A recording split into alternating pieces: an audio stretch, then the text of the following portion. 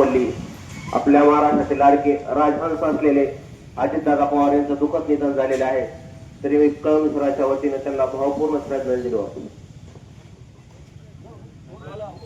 ती अकाली निधन झाले आहे आणि या निधनामुळे तमाम महाराष्ट्राचे तसेच सर्वसामान्य माणसाचे प्रचंड मोठे नुकसान झाले आहे. या राज्याची हानी झालेली आहे आणि न भरून येणारी ही हानी झाली आहे.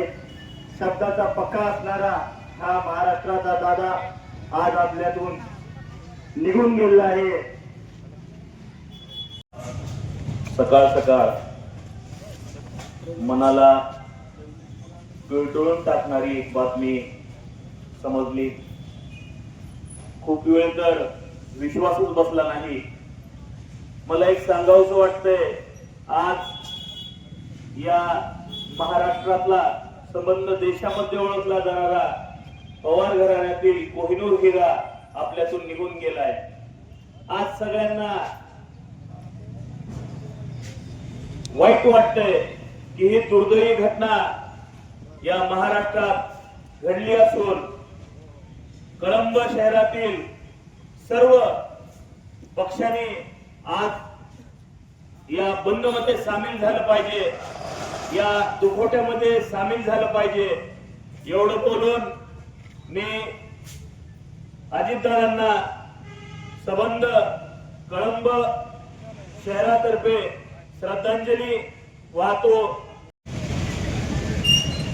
महाराष्ट्रावर दुःखाचा डोंगर कोसळलेला आहे. महाराष्ट्राच्या मनामनामध्ये असणारे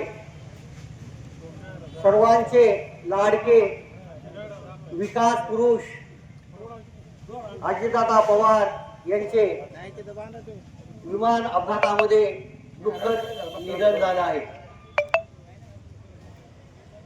दादा महाराष्ट्राचे खऱ्या अर्थाने विकास पुरुष होते. महाराष्ट्राच्या जडणघडणीमध्ये आणि विकासामध्ये त्यांचा सिंहाचा वाटा आहे. त्याचबरोबर शेती क्षेत्रामध्ये त्यांचं मोठं योगदान आहे. त्यांनी मोठं काम केलेलं आहे.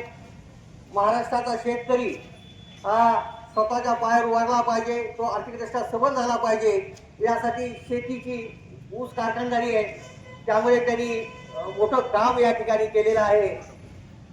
दादा आत्ताच बोलताना मी म्हटलं होतं की शब्दाच्या बाबतीमध्ये जे बोलत ते करून दाखवी, त्यांना जे शक्य नाही ते नाही म्हणून सांगत. त्यामुळे स्पष्ट वक्तेपणा हा दादाचा सर्वात मोठा गुण होता. 2 मिनिटं स्तब्ध राहून श्रद्धांजली अर्पण करायची. मी एक सावधान म्हणतो आणि सुरू करूया. सावधान श्रद्धांजली.